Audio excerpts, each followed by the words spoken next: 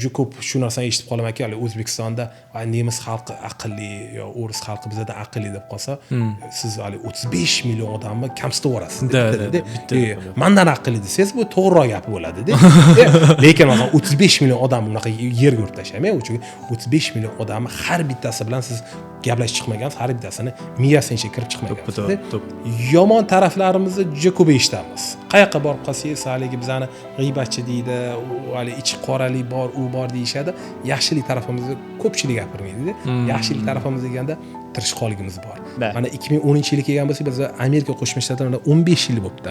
Juda ham ko'p o'zbekistonliklarga Amerika Qo'shma Shtatlarida yashashga 15 yil bo'lgan bo'lsa, 15 yilda erishgan narsasini bitta ko'rib chiqsangiz, bu narsani bitta O'zbekistonga ko'rsatgan bo'lsangiz, o'shanda bilasizki, ya'ni biza hali Yevropa xalqlaridan, boshqa xalqlardan biza haligi hech qanaqa kam joyimiz yo'q ekan. To'g'ri. Bizada hozir faqatgina erishadigan narsam shu bilimga bosishimiz kerak. Bo'ldi, biza o'shanda hali yana qilib ketamiz. Xudo xolasa.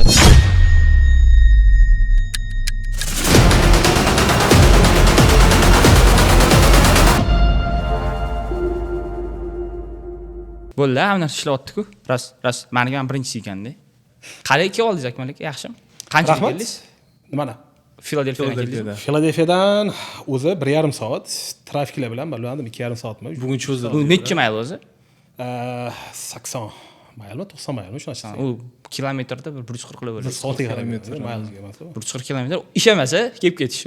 Hozir bochkadan kelyapti podkast uchun O'zbekistonda va kindimi deydi. O'zi aytmoqchi edim bor. Shuni bor-ku. Chunki men o'zi podkast boshlaganda voy uzoqdan tanlabsizlar, yaqin joy tanlasanglar bo'lmaydimi demoqchi edim, keyin trakchilar ko'rayotgan, trak haydayotgan, odamlar haydayotgan ko'rayotgan bo'lsa, bu ahmoq 80 mayl haydayapti bu. Yo'q, ko'zimni yumib haydab qo'yaman-ku. Siz keyin nimaga o'tib tanlaganimizdan kelib kundingizda? Ayo shunga. Tashqarida ham. Bunaqa bit Filadelfiyada menimcha qiyinroq topishmamchi. Ya bundan yaxshilari bor-ku. Empire'ga bormi? Ya endi biza mana shuni rasmini olib, ekranga qo'yib qo'ysak. Ekranga banner qilib qo'ysak, keyin Filadelfiyada o'ramiz bo'lsa. Ha, New-York-ku, anaqa farqi yo'q-ku. Bu yerda parking ham qiyin-da. Ya o'zi shu uchun tanlagansizlar-da o'zi. Parking ko'pchilik odam kelmasa, balandga joy chiqsa ham, qanaqadir fikrlash doirasi ham qanaqadir kattaroq bo'ladimi? O'tirganda atmosferasi ham baribir qanaqadir приятный gaplashib o'tirishga ham boshqacha. Ofisdan bekordan olish o'zi aytadi-ku, ana oldin kichkinaligimda aytishardi, ha, tepada hayot qanaqa ekan deb qo'yishardi-da. Yana sizlarda tepada hayot qanaqa, tepada havo, o'zi Toshkent shunday gap bor-da. Keyin hayron bo'lardim, nimaga nima deyshar ekan? Sho'tga chiqdim-da, 85 etajdan Manhattan bitta qaradim, keyin ha, tepada hayot bor ekan. Dedimga, u o'zi qanaqadir turibsiz, sentrdasiz, Manhattandasiz, mana bitta hamma pastimizda endi hali aytmadim, Dior, Gucci, katta kompaniyalarning ofislari. Biz 85 etajdamizku, hozir pastimizda ular hozir hammasi ishlashyapti. Bu 100 dunyoda 3-o'rinda turadi balandlik bo'yicha. Okay. Buni prosta uchi ham tepaga chiqqan, o'shanisi bilan olganda, atak etaj bo'yicha 90 nechta 100 ga boradi. No, aytmoqchiman, shunaqa joyda atmosferasi qaraganingizda o'sha qanaqadir fikrlash, anaqasi ham boshqa kelar, keyin tushundim, ha, tepada baribir gap boshqa ekan degan. Kecha yer qimirashi bo'ldi Bangkokda. Bangkokda ancha yer qimirashi o'sha atrofda bo'ldi. Men prosta kelayotganimni bildim, 85-etajda ofisda gaplashdim. Ha, masalan o'yladim, shu eson-omon borib keling.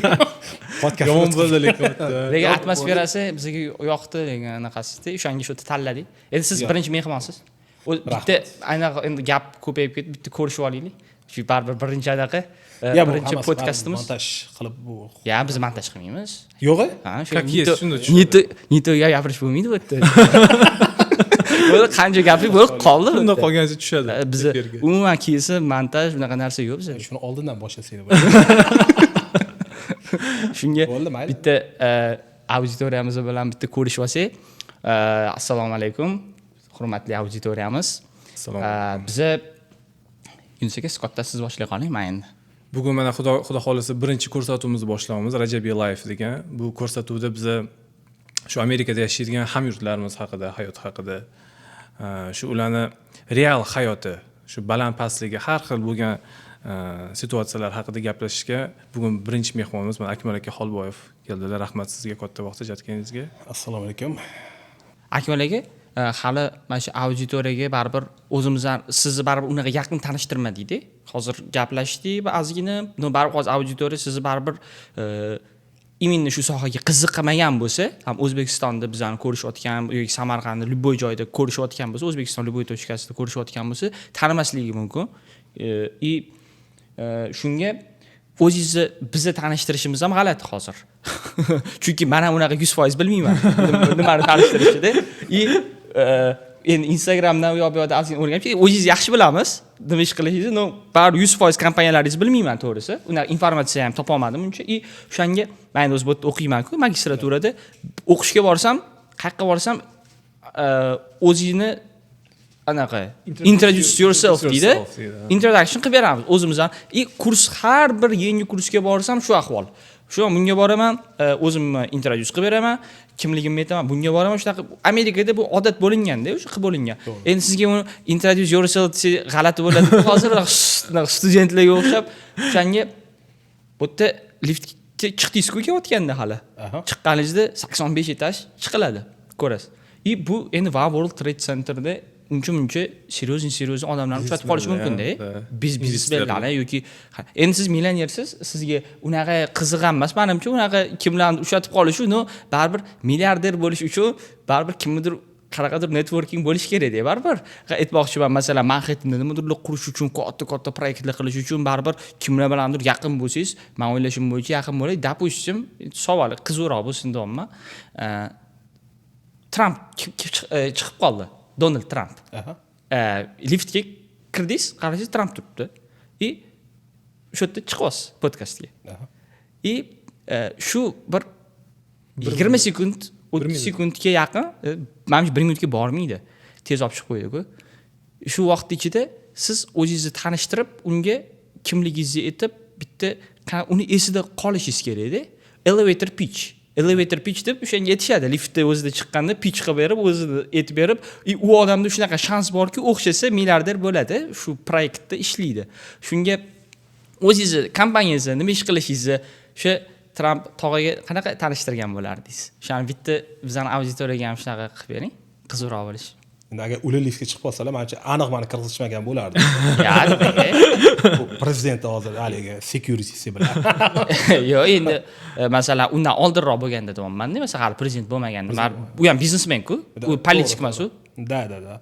Ya, endi haligi endi 20 sekund biza, lekin to'g'ri, lekin 20 sekund ham chiqdik-ku. 30 sekundmi? Tez chiqdik.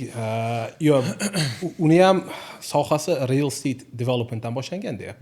Mana shu yoqqa kelib, mana shu binolarni qurgan, to'g'risini aytib beraman, masalan, realtorlar, ya'ni real estate sohasi bo'lgan odamlar bir-biri bilan gap topishi juda ham oson ketib qoladi-da. Chunki eng qiziq narsalardan bittasi, masalan, mana binoni men qurganman desa, o'shani o'zi mingta savol tug'ilib ketib qoladi-da. O'sha birinchi shu anaqa qilgan ishlarimdan bittasi, savollarimdan bittasi bo'lardiki, ya'ni o'zim ham shu sohada bo'lganim uchun, ya'ni Manhattan, New Yorkda hozir hali ham development, ya'ni uy qurishlar, bino qurishlar arziydimi yoki o'sha New York congested bo'lganmi, ya'ni o'sha to'l bo'lganmi, ya'ni o'sha endi New Jerseyga o'sha o'tadigan vaqt keldimi degan narsa bo'ladi. Chunki Jared Kushner kuyovi Donald Trump Filadelfiyada bizada Piazza degan joy bor edi, downtown Filadelfiyada. O'sha Piazzada bular bino qurishdi. Bino qurganda o'shanda tanishganman. Jared Kushner bilan tanishganman deb. Endi u kuyov bilan. Bo'ldi, aloqa bor ekan o'sha. Ivanka Trump o'zi ham kelgan, chunki ular nima qilishganki, bino qurilgan, ya'ni bunday dumaloq shaklda qurilganda, o'rtasini basseyn qilishganda. Basseyn qilishganda, u vaqtda biza men real estate tarafdan kirmaganmiz, bizaga injener konsultantlik tarafdan olib borib, u yoqda ham kazino bor edi-da. Kazino suvga qurilgan, bizaga daryoga qurilgan, daryoning ustiga qurilganda, shu qurilgani uchun o'sha yerga biza ya'ni yomg'ir yog'ayotgan paytda daryo orqaga qarab ketadi-da. Ya'ni shunaqa orqaga ketmasligi uchun bizga o'sha paytda kakalik zabor qo'yib beraylik deyishgan. Shunaqa qilayotgan paytda biz endi quryapmiz. Keyin bular o'sha Jared Kushnerni sotib olgan paytda bizani kompaniyani, o'sha bizani konsultantlarni ham o'sha vaqtda anaqasini tender chiqargan, biz ham tenderga qatnashganmiz o'sha. Lekin u proyektni biz yutmaganmiz. Yonidagi proyektda men ishlaganman. Ularnikida lekin hozir sotib yubordi deb eshitdim u binolarni o'sha haligi developmentda sotib yubordi deb, chunki bizada Nurzen Liberty degan mahalla bor, u mahalla juda katta rol o'ynab beradi. U mahallada уже uylar sotish soni, ya'ni ko'pchilik chiqib ketish boshladi-da уже. Shundan keyin menimcha уже ularga anaqasi biznes tarafdan уже qiziq qolmadi ularga. Demak, siz mana shu Skyline uylardan tashqari o'z injener bo'lib ham qaysidir kompaniyada boshqa ish ham qilasiz. Bizlarni o'zi asosiy meniki oldingi soham o'zi injener bo'lgan. Haligacha injenerlik ushlab turaman, chunki ya'ni menga xuddi mana prujinaga o'xshagan narsa-da deyman-da, yoki bir xil masalan uni machalkaga o'xshatishadi, haligi qancha ko'p ana qilsangiz shuncha siqib boradi. Shu bu harakat qilamizki, mana bizlar ham ofisiga bolalarga ham ko'pincha aytamanki, harakat qilinglarki, masalan shunaqangi bosimni ko'tarib bo'lishga, chunki tasavvur qilingki, masalan qancha hali hayotingiz shunaqa bo'lsa, erkak kishi uchun ayniqsa bu juda ham haligi vaqt kam qoladi. Bekorchi bo'lishga-da. Qancha bekorchilik boshlansa, o'sha xayol buzilib boradi deyman-da. Shuning uchun ham hali ko'proq ish qilib bo'lish kerak degani. Chunki bir xil o'rtoqlarim aytadi, ya'ni sen lotereya yutgansan deyshadi-da mana. Haligi ishdan deganda, yo'q, bu lotereyadan emas, u men 4:30 da turganimda dedim, sal uxlayotdilar, xafa bo'lmanglar. Da. Rejimimiz shunaqa 4:30 da turib, ertalab 4:30 dan boshlayman, o'sha kechasi 10:00 uzunda qilinadi. Shunga sal hali vaqtliroq boshlab ko'proq hali mehnat qilish kerak deymiz-da. O'zim injener bo'lganim uchun bitta qiziq narsa bo'lgandi-da. Bizada analytical skills o'rgatishardi Insta.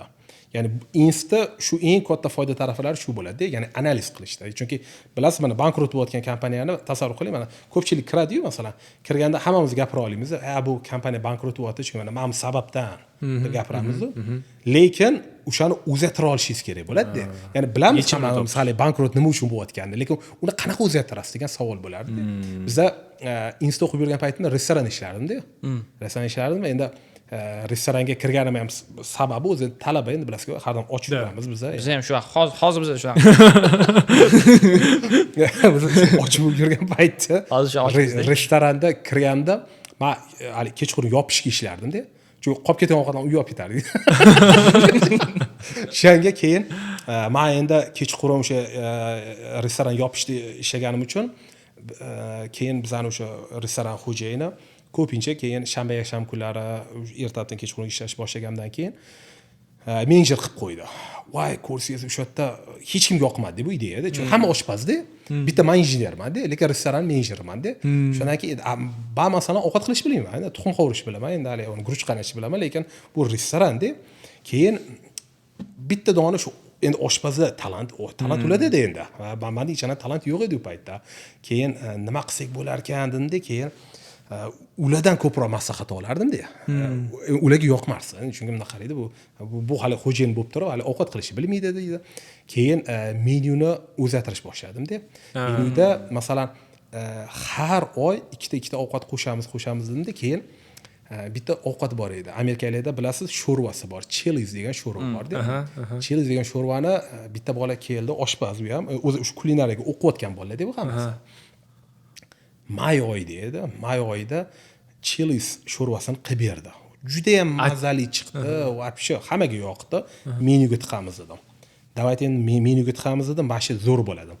Ishonasizmi, shu mayda biz o'sha menyuga tiqamiz, вообще sotilmagan.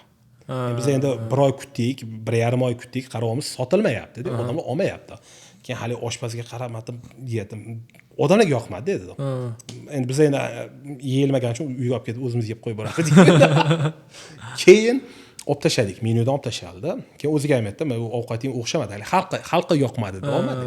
Keyin bitta qiziq narsa voqea bo'lib qoldi. O'sha vaqt o'tib ketdi, ana qildi. Keyin men oktyabrdan bizda qor yog'ish boshlanadi. Pensiyada o'sha tog'lar orasida edi, shuning uchun oktyabrdan qor yog'ish boshlandi.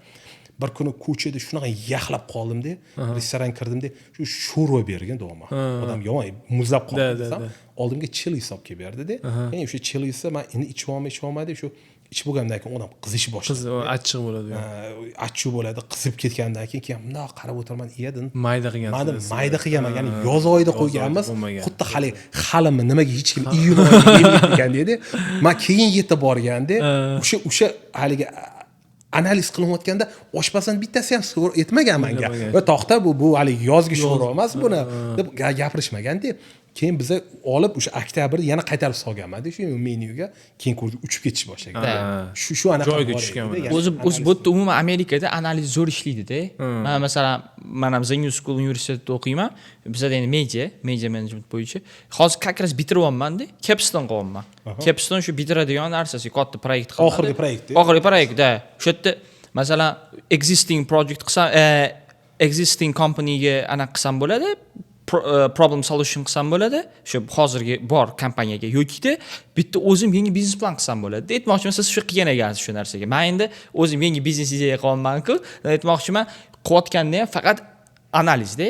Ko'pincha даже kinolarda ham ko'rsak bo'ladi. Человек, который изменил всё degan Brad Pitt o'ynagan kino bor. O'sha yerda futbolni komanda bo'ladi.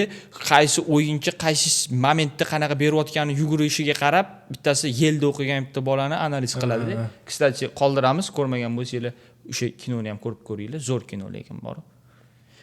Akmal aka, keyingi anaqaga o'tsak, bizga hozir qizuv o'qishni gapirdingiz. Diplom kerakmi, kerak emasmi degan juda oddiy bu savol, banalniy savol. Unaqa savol berim kelmayapti. Diplom kerakmi, kerak emasmi? No, bilamiz, что injeneringga juda ham yotib olib o'qish kerak. Chim bo'lsa siz hali aytdingiz, fizikada ham ustoz bo'lgan ekansiz. Bu degani normalniy o'qigansiz. Shunga normal. Aytmoqchiman, ancha-muncha o'qigansiz-da, masalan, biznesmenlarga kerak emas deyshadi-da o'qish, допустим. Men ham masalan biznesmen bo'lib ishlar qilmoqchiman-ku, lekin ancha-muncha o'qiyapman-ku, bilmayman hozir kerakmi, kerak emasmi, ishlatamiz. O'shandan keyin ham ozgina fikrlar o'zgarib, qanday yo'llar ochilishni boshlayapti-da. Boshqa narsalarni o'ylab, xuddi analiz qilishni o'rganasiz. Endi o'sha narsaga siz qanaqa qaraysiz? Shu fizikani shuncha o'qiganingiz, injeneringga shuncha o'rganganingiz, shuncha vaqtingizni ketkazganingizda qanaqa qilib siz real estate'ga tap etib kirib qolyapsiz-da, yaxshi bo'lib ketishingizga o'shani qanaqa plyuslari bor deb o'ylaysiz hozirgi hayotingizdan ko'rib orqaga qaytganda? Ya'ni menda institutga kirishga ham turtkisi odamlar bo'lganlar. Oldin ham gapirib o'tganmanki, ya'ni bizda oilada meditsina sohasi bor, keyin injener sohasi bor-da. Odamlar taraf ko'proq endi dodamlar, ko'tayimlar ular endi o'qituvchilar bo'lishgan, keyin direktor, zam direktorlar bo'lishgan, lekin oyimlar taraf meditsina edi. Shu uchun ham haligi bizda ikkita variant bor edi, yo meditsina sohasiga borish edi, yo injener. Endi odamlar o'zlari injener bo'lganlari uchun u injener bo'lganim ham o'sha paytdagi sababi ko'prik uxlab tushgandi. Shu shtatda eslolmayapman, qaysidir shtatda ko'prik uxlab tushgandi, keyin qo'limga gazeta tushib qolgan. Gazetada yana injenerlar Amerikada yetishmovchilik boshlandi degandan keyin o'shanda men odamlarga aytganman, shu injener bo'lib qo'ya qolaymi deganman-da. O'g'limlar lekin doktor bo'la qolgani yaxshi edi deganlarda, keyin endi o'qish lekin talanti bor deb gapira olmayman, chunki 4 yilda o'zi zo'r o'qidim. Haligi chunki u yoqda magistratura qolgan deyshganda, men dedim shu bakalavr bilan to'xtataman deb anaqa qilganman-da. Endi o'sha paytda ham даже o'qishga kirmayman.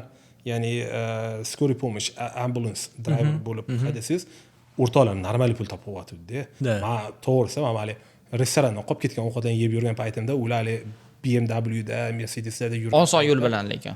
Endi oson yo'l bilan ular biznesga kirib ketib qolgandi-da. Biznesga kirib ketib qolgan paytda keyin odamlarga 2-3 marta shu gapirdim. Shu men shu o'qish tashladim, shu men ham ambulans biznesga o'tib ketaymi deganimda, institut bitirib olib kirib qo'ya qolgan deganlar-da.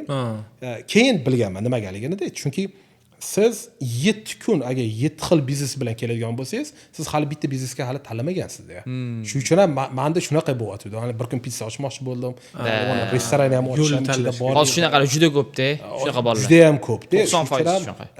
Ko'pchiligiga shu narsani aytamanki, ya'ni agarda siz bitta sohani 7 kun gapirsangiz, demak o'sha miyasi bitta joyga boryapti. Lekin agar siz borki, masalan, bir kun ambulans kompaniya ochaman, ertasi kun restoran ochaman deydigan bo'lsangiz, sizda faqatgina g'oya yuribdi-da. Hech qanaqa hali undan orqasidan mehnat bo'lmayapti deganida. Shuning uchun men o'sha vaqtda shu narsa bo'lganki, ya'ni men bo'ldi, haligi institut bitirib ola qolay, institut bitirgandan keyin bir narsa bo'lib qoladi deganman-da.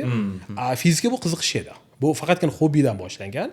Fizika keyin men endi o'sha paytda repetitor qilgan vaqtimda oylik yaxshi edi. Fizikada $15 soatiga to'lashardi. Endi $15 bu student uchun o'sha paytda vaqti zo'r katta pul edi. Lekin ko'p soat berishmasdi, 3 soat, 4 soat berishardi. Lekin o'sha vaqtda ham lekin o'qituvchilik talanti yo'q. Universitetda berganmisiz dars? Institut. Qaysi institut? Penn State universiteti bu eng topoviy institutlardan bittasi. Shu Donald Trump o'zi ham Oldida institutga. u yo'q. Shu yerda anaqa qilishadi, mana qarang. Penn State bor, keyin University of Pennsylvania bor. University of University of Pennsylvania u Wharton'ni bitirgan, Trump. Ha, Wharton. O'shani biz ko'pchilik aytamiz, mana. Finans hozir shkolasi. o'sha yerda o'sha 3 ta adash bo'ladi, ya'ni Penn State bo'ladi, University of Pennsylvania bor, keyin State Penitentiary bor. Lekin hammasi yaqin, atmosferasi. Yo'q, O'zini sal adashtirib ketdi. Anaqasi atmosferasi bitta deb baribir. Bittaga Ya, atmosferada. hidi, havosi birda baribir. Bizaniki endi o'zi shahar ishonasizmi, bilmadim, aholisi 5000 mi shunaqa kichkinagina qishloqcha edi. 95000 o'quvchi o'qiydi-da. O'sha uchun ham hali butun shahar hali mana shu o'quvchilar uchun edi-da. Hali ko'rsangiz, yoz oylarida borib qolsangiz, hali restoranlar yopib qo'ygan, anaqa qilgan, u hammasi hali anaqa edi. Chunki aholi o'zi kam edi-da u yerda. Biz endi u yoqqa o'sha injener fakulteti juda kuchli bo'lgani uchun o'sha yerga men o'qishga kelganman. Shu bilan anaqa qilingan. Lekin u yoqda menga endi o'sha aytaman, eng yoqqan taraflari qaysi, masalan, injenerlikda o'qigan paytimda ham bitta narsa bor ediki, ya'ni o'sha bilim turgan bo'lsa ham kerak, chunki men o'sha даже o'qiyotgan paytimda o'sha qanaqadir biznes qilay deganda, shu odamni boshida biznesga olib kiradigan narsa bu pulda. Tan olasiz, baribir ko'pchilik masalan kimdir pul hal qilmaydi deydigan bo'lsa, ya endi bu bunaqa narsaga men ishonmayman, chunki pul kattaroq rol o'ynab beradi-da. Shuning pul bilan kirib kelingan, ko'proq pul topamiz deb kirib kelinganda biznesga-da, uni keyin yurg'izib ketish o'sha haligi u o'sha odamning o'zini haligi xohishdan bo'ladi-da. Chunki masalan pul qo'lingizga olganingizdan keyin, mana tasavvur qiling, siz masalan $100,000 olib keyin biznesni yopaman deydigan bo'lsangiz, endi biznesmen emassiz deyman-da. O'sha maqsadingiz $100,000 bo'lganda, bizanikida masalan o'sha boshida ochilgan vaqtda real estate'ga kirib kelgan paytimda menda Honda Pilot olmoqchi edim-da, mashina. Honda Pilot mashina oldim, hali Jeep bor-ku. O'shani olaman dedim. Keyin keyincha qo'ygan maqsadim restoranga kirganda hali menyuni narxiga qaramasdan zakaz qilish. Chunki ayniqsa talabalikni bitirib kelganingizdan keyin haligi u hammasi qarab hisoblab chiqib. Naqsalar chiqib borib, bunday qarab, yerda tepadan olib. Non yetmas ekanman bugun. $130 o'tiribdi. Walmartga kirib, ana 40 talik tuxumlar bo'ladi-ku. Arzonroq bo'ladi. Kattalik 40 nechta edi? 40 ta. 40 ta. Endi tuxum yaxshi emas, bundan ko'p yeya olmayman. Men endi mendan oldin kelganlar deyinsa ham. Ya, hozir agar buncha tuxum yeyotgan bo'lsalar, u million. Yo'q, hozir tuxum yo'qolma deb. U payda hech pul bo'lgan, stekin bo'lgan ham hamchi solgan. Shu 40 tasi $7 mi $8 payda. Yo'q, hozir bittasi hozir mana shu bittasi bo'lsa, 10 taliga $9, $8 bo'lib ketdi hozir. Ya, men bozorcha qilmagan ancha bo'ldi. O'tgan safar men magazinga kirganimda tuxumni narxini ko'rdim, olma $8 mi, $9 dan olmadim. Aytdim, ancha bo'pti dedim, kirmagan. Olding marta kirgan dedim. $1.5 ular chekilib. Именно tuxumlar boshqa naqa emas. Siz boya aytdingiz, bitta ishni siz 7 kun podrяд o'ylamayotgan bo'lsangiz, hali siz o'z yo'lingizni tanlamabsiz deysiz. Lekin siz injenerga o'qib turib, real estate'ga qanaqa siz mindingiz qanaqa o'zgarib, qanaqa kirgansiz? Qanaqa kirib qoldi shu real estate'ga? Mana institut bitirdim. Institut bitirib bo'lgandan keyin o'sha injener bo'lib ishlab yurgan paytimda birinchi bo'lib men Clearfield County, Pennsylvaniyada, hali qishlog'idan bittasi edi. O'sha yerda men ishlab yurgan paytimda oylik juda kam edi. Lekin haqiqiy qishloq edi-da. Haligi butun qishloqning ichida ishonasizmi, bitta dona magazin bor edi. Hamma bir-birini taniydi. Bitta gas station bor edi. Hamma bir-birini taniydi. Shunaqa joyda ishlab qoldim. Keyin bu yoqqa keldim. New Yorkda azincha ishladim. Keyin Filadelfiyaga qaytib borgan paytimda bizning bitta tanishim bor edi, Kirill degan. Kirill bilan biz restoranga kirib qoldik. O'sha restoranda biz endi ovqatlanganimizda shot narxi juda qimmat bo'lib ketib qoldi, 2000 dan oshib ketdi. Bu nima yedinglar? Endi house edi, lekin haligi men ko'rganmisizmi, mana bitta oyster bo'ladi-yu. Ustрица. Da, chig'anoq deydim bizda. Mr. Bean'da jummaydi, qana yeyishini so'kadi-ku, ham degan. Ya, o'zi da shunaqa. O'zi sal odam cho'chigandi, chunki menyuda narxi yo'q edi-da. Qimmat restoranlarda o'zi shunaqa. Shunaqa lekin narxi yo'q ekan. Men qarab o'tirmanda, o'zi bu zakaz qilib tashyapti ekan, oxirisi olib kelganda, hali chek ko'rsam, hali chig'anoq donasi $50 ekanda. Bir donasi. Bitta donasi ekan. Siz mazza qilib, biz 12 ta yegan. Yo, u mazza qilgan, 12 ta zakaz qilgan. Men adashmasam shu 5 tami 6 endi yarmini men yeganman. Yarmini yegan, keyin men endi o'sha institut bitirganman. Injener oyligi meni boshlangani adashmasam 46 mingdanmi yo 46 ming yo 48 mingdan boshlashgan. Yiliga. Taksi bor. Yiliga taksdan keyin hammasidan keyin qo'limga bu degani 2000 teyarmidi, 2300 mi shunaqa teyardi. Oyiga. Bitta oyligingizni почти Yarimi. Endi to'g'ri, endi biz ham endi ishga kirgan paytim edi. Unaqa u oylikni hali to'liq ham olmagan paytimda. Keyin unga to'g'ri, to'xta dedim, bu kredit kartochkami limiti ham buncha emasda, o'mba. Yarmini ham to'liq olmayman. Rasam yo'q, Akmalda mandan deyapti-da. Shundan keyin qo'ydi, kredit kartochkasi keyin shu vaqtda boshlandi. Men san nima ish qilyapsan dedim. Shundan keyin o'sha ko'chmas mulkdaman dedi. Real estate, u ipoteka bilan shug'ullanardi. O'shandan keyin aytdim, "Baram ularga qiziqish boshlandi" dedim. Shundan men hali to'lagandan keyin dedi u. Undan oldin dedim, bu gaplashib o'tirganmiz, anaqa deb o'ylaganman dedi. Keyin u aytganki, "San dedi injenersan" deyapti. Uy qurishdan boshlaymaysanmi dedi. "Yo, remontdan boshlagin" dedi. Keyin o'shanda men kirishib keldim-da, o'sha birinchi kirib kelgan paytimda olib, uylarni olib, remont qilib, sotish bilan boshlandi-da. Unga lekin o'sha birinchi mablag'i bu qarashib yubordi menga. Kerak qarashib yubordi-da. Shundan keyin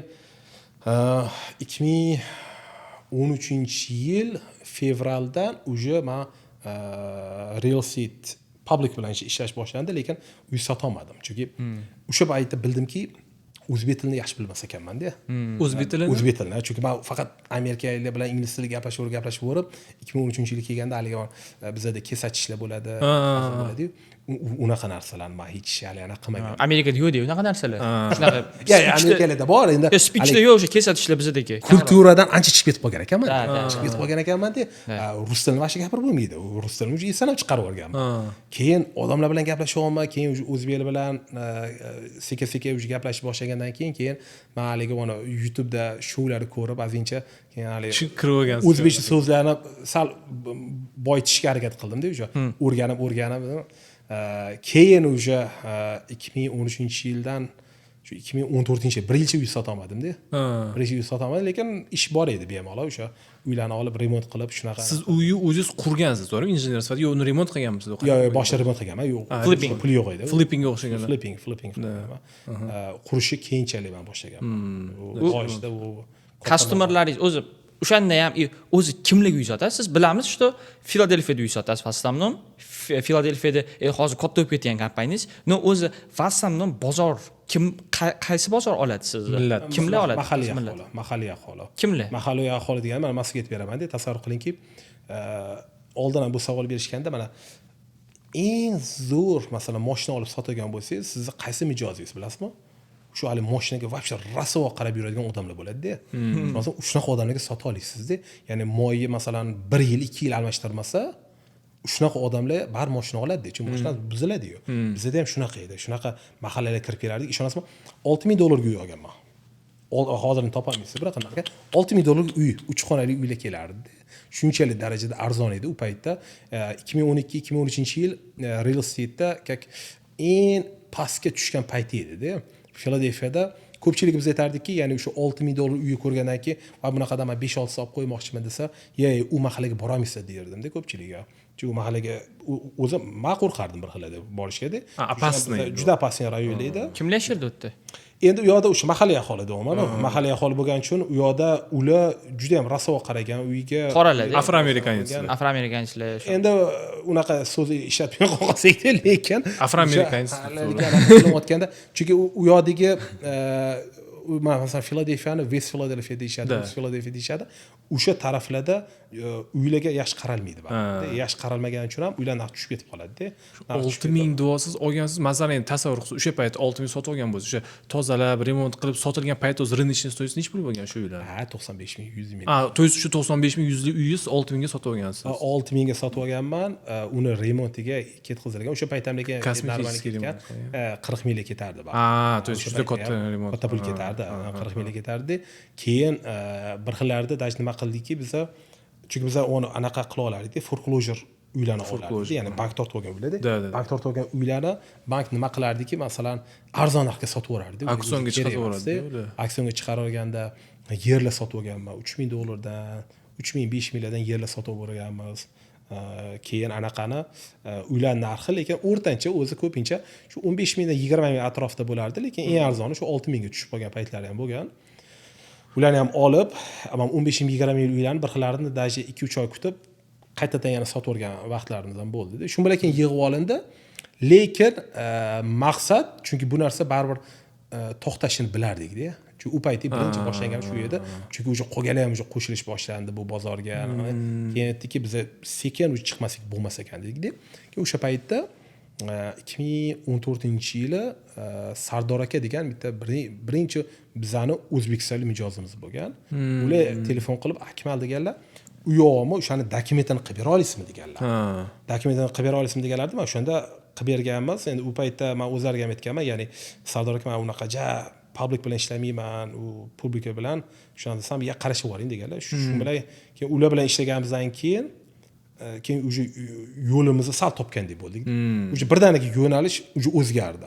Chunki boshida biz o'sha xalq bilan mahalliy aholi faqat uy olib remont qilib sotayotgan joyimizda biz aytdikki, to'xtaylik, ya'ni konsultantlik уже o'tganimiz yaxshi ekan. Ya'ni уже olib uyni mijozga sotsak bo'lar ekan deb, shu bilan pulni dokumentlarni qilib berasiz. Dokument qilib berishga o'tildi. Shu bilan keyin bu yoqqa o'sha sразу o'chish boshladi. Chunki o'sha naryoqda foreclosure uylar qolmayotgandi-da.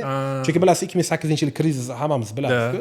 2008-yil krizisda bo'lgandan keyin banklar qiynalganda, banklar sotish boshlaganda, 2012-yil o'sha eng pastiga tushgan payti edi. O'sha 2012-yil juda ham zo'r bo'lgan payti edi. Shuning uchun ham uylar arzon narxga sotib olinganda, lekin o'sha 2013-2014 ga kelib, o'sha uylarning soni o'sha qolmagan. Banklar o'zini o'sha oyoqqa turib olgan payti edi-da.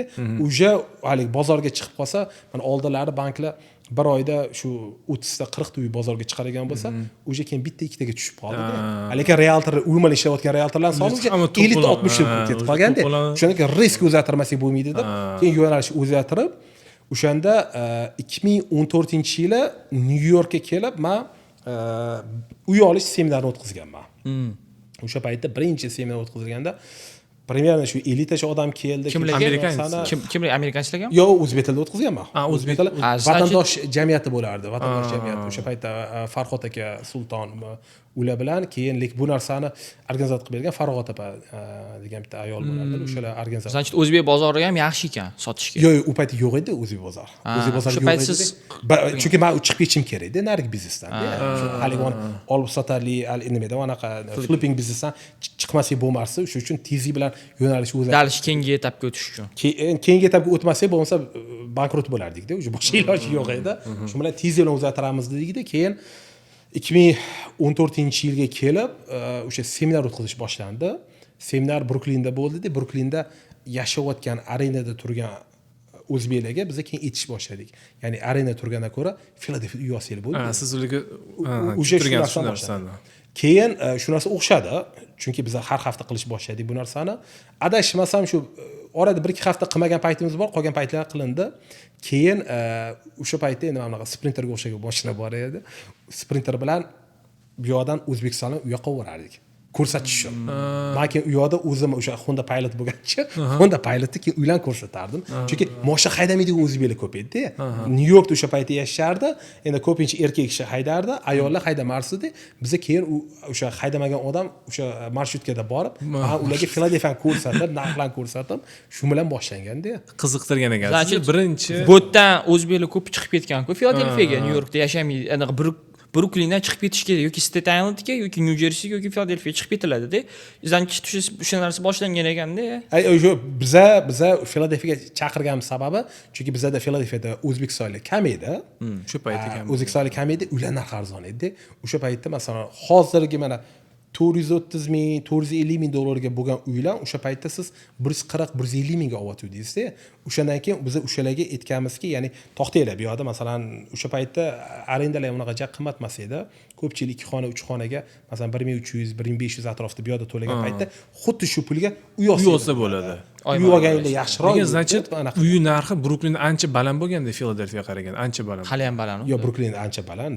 Bruklin ancha baland bo'lgani uchun keyin bitta katta narsa biz bitta boshlab olganimizdan keyin u yoqda boshqa narsa o'zi yo'nalish bilan olib ketib qolganki, ya'ni parking masalasi edi. Parking Bruklin rosa yomonlagan. Parking sразу, lekin parkingchi shundoq chiqib ketadi-da, lekin bori. Uydagilar kelishdi-da, oyim bilan adam aylantirib yuramiz. O'sha oyim gidrant degan so'zni yodlab oldilar. Xudo xohlasa anti joy bo'lsa gidrantga ekan-ku deb qo'yadilar. tashlasalar bo'lmaydimi deydi. Bir hafta olib tashlagan, anaqa olib yurganimizdan keyin o'sha gidrantni yotlab oldilar. Nimadir, bo'lib ketdim, men O'zbekistonimdan qo'ymas. Parking. Yomon ezaveradi. Ayniqsa Manhattan'da bizda yomon. Biz endi chunki obedlanishga bu yoqqa kelardik-da. Bruklinga kelib, shu 2000 shu yolg'on bo'lmasa, shu 2017-yilgacha bizda unaqa hali sveji osh bo'lmasdi. Har kun osh qilinmasdi Filadelfiyada. Biz oshni bu yoqqa kelib yeb ketardik-da. Yeb ketardik-da, keyin har kelganda kimni ko'rib qolinsa, faqat Bruklin yomonlardi. Shu olib, endi yashab yursiz-da, shu yerda, bundan ko'ra Filadelfiyaga boring. Bizlarga ko'pchilikga tamam anaqani uzr gapingiz bo'ldim. Filadelfiya Bruklinni yosh ukasi deysizmi, yosh singlisi deysizmi, bir xil deyman. Xarakterimiz ham bir xil, bizani anaqamiz. To'g'ri. O'shanga. Eng qizig'i endi Nyu-Yorkka kirmoqchilar.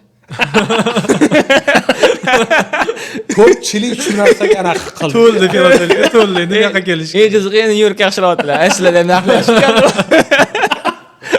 Chunki o'zim уже kirib kelgandim. Yo'q, bilasizmi? Chunki mana bunaqa narsa bor-da, mana bizada mana ko'p o'zbekistonlik aytamanki, ya'ni biz yolg'on xabarga ko'p ishonib qolamiz-da. Yolg'on xabarga deganimizda mana tasavvur qilingki, ya'ni Floridadagi o'zbeklar desangiz, bundoq ko'pchilik xayoliga keladi. Voy, mehmonxonada ishlaydi, hali Uber haydaydi, unaqa deydi. Keyin u yoqqa borgansan ko'rsangiz, ular borki, bizdan yaxshi yashayotgan ko'radiga, qanaqa bunaqa bo'lib qolishi mumkin deysiz-da. Shunaqa narsa juda ko'p bo'lib qoladi-da. Ya'ni ko'pchilik mana 2 yil oldinmida men bitta majlisga qatnashganimda 22 ta jamiyat bo'libdi. Amerika Qo'shma Shtatlarida, O'zbekistonlarda 22 ta jamiyat bo'libdi-da. Shuni bitta jamiyat qilsak bo'ladimi deyishganda, o'shanda aytdiki, "Ya, bitta jamiyat umuman qilib bo'lmaydi" deganimda. Nyu-York bilan Filadelfiyani? Ya, hammasini. 22 ta jamiyatda. 22 ta. 22 ta jamiyatda. U paytda bilmadim 22 tamidi, 19 tamidi shunaqa edi. Hozir 22 ta bo'libdi-da. Ya'ni bitta jamiyat qilib bo'lmaydi, chunki mana Ohioga borasizmi, Floridaga borasizmi, Chikagoga borasizmi, har bitta jamiyatda o'zini xarakteri bor. Har bitta jamiyatda o'zini hali kulturasi o'zgargan. Turgan joyga nisbatan. Gapda bir narsa so'ramoqchi edim. Nyu-Yorkda aytdi, lekin men o'zim shu Amerikada Floridada o'qiganman-da, student paytimda. Shu yerda amerikanlar o'zi ham ko'pi rentga olib yashirdi uyni. Amerikanlar o'zi ham. Men shunda hayron bo'lardim. Shu Amerikada qanaqa o'zi выгодно rentga olib yashaganmi yo uy sotib olsa, men bari chunki anaqasi bo'ladi, mahallaga pul to'lashga, musorni olishga pul to'lashga, yo bu yoq qimmat tushadi. Yoki может быть amerikanlar o'ziga ham rentga turishi выгодноdir. Chunki любой moment tashab ishimni o'zgartiraman deb boshqa ko'chib ketishga ham imkoniyati bor edi, shunaqa bo'lsa, rent turib. Endi hammasi o'zingizga bog'liq-da. Ya'ni ikkita narsa bor, sizga qaysi bir komfort olib kelayotganiga taqaladi. Keyin ikkinchidan, masalan, bitta narsa aytib beraman, bizani o'zimga maqol bor-ku, hali uni daraxt ildizini o'zi bo'lmaydimi yo bitta joydan ko'karadi. Daraxt bitta joyda ko'karadi, shunaqa maqol. Men maqolani adashaman, vali. Amerikada o'qigan. Sizni ismingiz Otabek emas, mayli. Otabek bo'lganingizda boshqa gap edi. Yaxshi ham Otabek intervyu qilmadilar. Shunda boshdan yig'lirdi.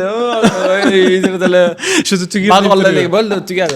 Yop tugatardi. Shu o'shanga siz Akmal ekasiz, mayli. Ya bizda keyin nima bo'ldiki, o'sha haligi bizani O'zbekistonlarda shu narsa bor-da, ya'ni bitta joyda turib, hali mana e'tibor bering, haligi uy mana oladi odam. Olgandan keyin uni farzandlari nevaralariga qoldirib ketadi. Ya'ni bizanikilar borki, uy unaqa sotmaydi-da. Ya'ni O'zbekistonlar shu ikkita narsa oladi-da. Uy yoki tilla. Shu uchun ham biznes ochmoqchi bo'lsangiz yo zagarli do'kon ochsangiz yaxshi yoki hali uy qurib uy sotgan yaxshi. Lekin Amerikada unaqa uylar qurilmaydi. Masalan, bizda dodamlardan qolgan uylar g'ishtdan, toshdan, bu yerda qanaqa uylar qurishni taxtadan ana qilib reykalar bilan qurishadi-da, bar ko'p. Pulga hammasi. Yoki shunaqa uylar qurishadimi? Pul bering, qurib beraman. Long-Islandga boring bir mahallalarga. O'zimizda Toshkentdagi mahallalar. Akmal akam o'zlari uylarni yomonamiz lekin. O'zlari yashaydi. Ya, bilasizmi, mana oldin bitta podkastda ham shu gapirganimda juda ham kommentlar noto'g'ri tushunishgan ko'pchilik, ya'ni hamma narsa pulga taqaladi-da. Ya'ni uy qurilayotganda, men sizga mana tasavvur qiling-da. Sizga hozir agar taxtadan uy qurib bersam-da, deylik 600 ming bo'lsa-da, lekin xuddi shu uyni g'ishtdan qurib bera olaman, xohlasangiz desam-da. 2 million. Lekin endi 2 million emas, почти 2 barobar narxga taqaladi-da. 1 million 100 desam-da. Bank hech qachon sizga o'sha uyni 1 million 100 ga baholab bermaydi. Keyin u chunki u kattaligidan baholanadi, tushunasizmi?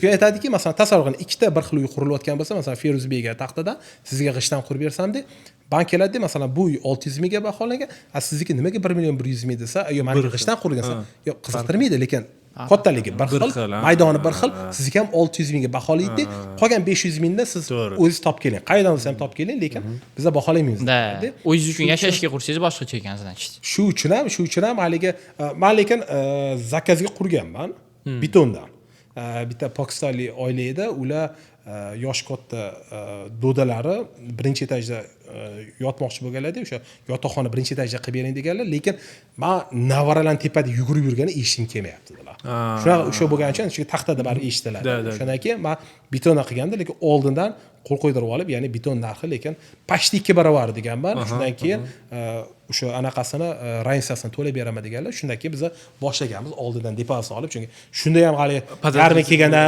qochib ketib qolmasinlar deb lekin значит unday uylar bitta ikkita qurilar ekanda значит hammasi da endi agarda aytavani masalan mana deylik pul bo'lsa masalan ko'prikni ham oiladan ham qursangiz bo'ladi eng qimmat nechi pul qurgan uyingiz eng qimmat nechi pulga qurgansiz zakazga qurilgan uylar bo'lgan shu 1 million adashayotgan bo'lmayman 1 million 700 qanchadir edi 1 million 800 ga yetib bormagan lekin qurishingiz o'zi yerdan tashqari yer bilan birga bo'lgan bir yer bilan birga bo'lgan 1 million 700 bu Filadelfiyada Filadelfiyada emas Bucks County bo'lgan Newtown mani uyimga kelgansiz-ku o'shandan shu 3 ta ko'cha teparoq nechinchi yil coviddan keyin bo'ldi 2020 aytmoqchiman normalniy ekan masalan o'zbekistonda ham shunaqa pullar qurishyapti-ku endi bizada yer muammo bo'lyapti-da hozir yer qimmat bo'lib ketyapti-da yer bitta unda emas ya'ni har bitta mahallani o'zini qonuni bor-da ya'ni masalan uy qurishingiz uchun bu yoqda masalan 1 gektar yerga qura olasiz deydi bir xil joylarda masalan yarim gektarga qura olasiz deydi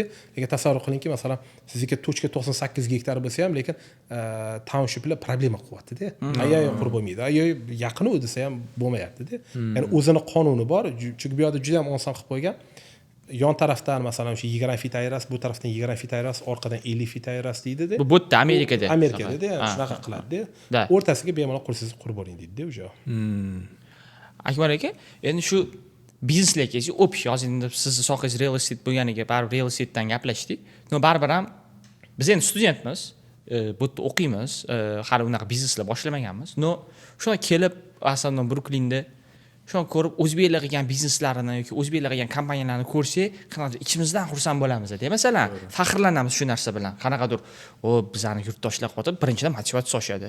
Ikkinchidan biz ham qilsak bo'lar ekan, o'zimizdan yurtdoshlar qotib, to'g'ri, bu yerda amerikanchilar ham erishsa ham biz ham motivatsiya bo'laveradi, odam qilgan ish odam qiladi deb. O'zbeklar qilsa ham xuddi Abduqodir Husanov Shichiga o'tganidan keyin masalan, men o'zim vaqti futbolist emasman, men bo'lmasa, men vaqti mediada boshqa ishlar qilmoqchiman. Mana Oskarogim kelib ketdi. Shu bizneslar qilibdi, qanaqadir motivatsiya shuna uchib ketdi. O'zi har doim motivatsiya bo'lganini aytmoqchiman. O'zimizni yurtdoshlarimizni shunaqa natijaga erishgandan keyin xursand bo'lamiz deb. Boshqachasiga bu yerda ham hamma biladi, Toshkent supermarketi masalan, kelganda har safar qanaqadir boshqacha faxrlanamiz. Shu kelgan undan tashqari любой masalan go'sht boshqasi yoki masalan oddiy realtorskiy eng katta ofislardan bittasi masalan siz o'zingiz masalan odam xursand bo'ladi shu narsani ko'radi. Lekin baribir ham mировой уровеньda hali unaqa kompaniya yo'q. Baribir ham o'zbek kompaniyasi mировой уровеньga chiqqan, unaqa mировой уровень demoqchiman, qanaqadir masalan US store'ga kirgan, masalan Nasdaq aksiyasi Nasdaqda turadigan, unaqa S&P 500 da turadigan kompaniyalarimiz yo'q. Lekin u narsaga ham xudo xohlasa sekin-sekin hammasi bo'lyapti degan fikrdaman. Bir xil biznesmenlarimiz ham kirishmoqchi, har xil narsalar bo'lyapti-ku. Aytmoqchiman, baribir bu narsaga birlashuv degan narsa katta rol o'ynaydi-da. Masalan, men o'zim bitta case yaqinda guvohi bo'ldim-da, o'zim ko'zim oldida bo'lgan narsa. Masalan, Gruzin millatlari yoki turk millatlari, masalan hindistonliklar, armanlarda, masalan Los Angelesda yoki masalan yevreylar endi ular вообще juda ham birlashgan. Masalan turklar ham, hindistonliklar ham shu hali aytdim. Birlashishadi, katta bizneslarni juda ham tez qilib tashlashadi-da. Yaqinda mana endi qaysi yurtdanligini aytmayman.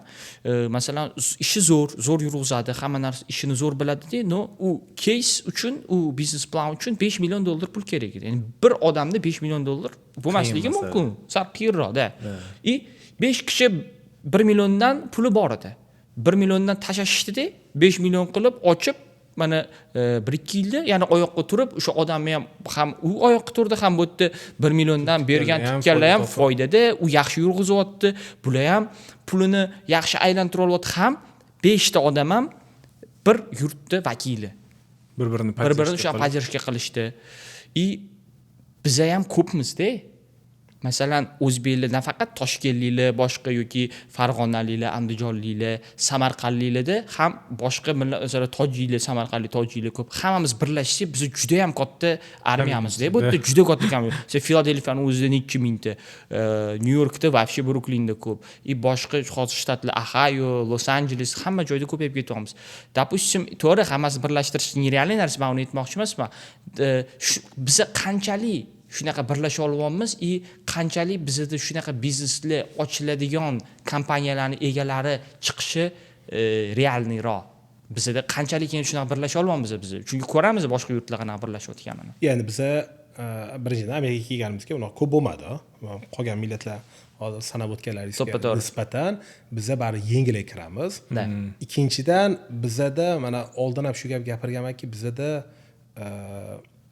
o'zbekistonliklarda bir narsaga уже как amin bo'ldikki ya'ni bizada mana o'zimiz oilada shu narsani juda ko'p gapirilardiki ya'ni burgutda qanotini kesib tashlasangiz tovuqdan farqi qolmaydi ya'ni burgut bu burgutligi bilan tanilganda ya'ni shu qanoti bilan uchgani bilan ovlashi bilanda shuning uchun ham hech qachon man o'zim ham aytganman mana odamlar ham shu narsani gapirganlar farzandi qanot o'sayotgan farzandi qanotdan kesib tashlamalari deganlar chunki u nima qilmoqchimi o'sha narsaga уже haligi amin bo'ldimi o'sha narsani orqasidan ketib borish kerak ota ona endi hali поддержка qilishga albatta bu narsa halol bo'lsa yaxshi narsa bo'lsa hech qanaqa to'xtatish yo'q masalan mana hozir siz aytganingizdek masalan tasavvur qilingda mana Abduqodir ham oilalarida masalan futbol emas boshqa realniy ish qilgan deganlarni ota onalari уже butun hamma narsa o'zgarib ketib qolishi bular orqalaridan hozir qancha odam bularga borki уже havas qilyaptida ya'ni o'zim ham masalan havas qilyapman-da bu hali yana qilib endi bangi kech bo'ldi-yu futbol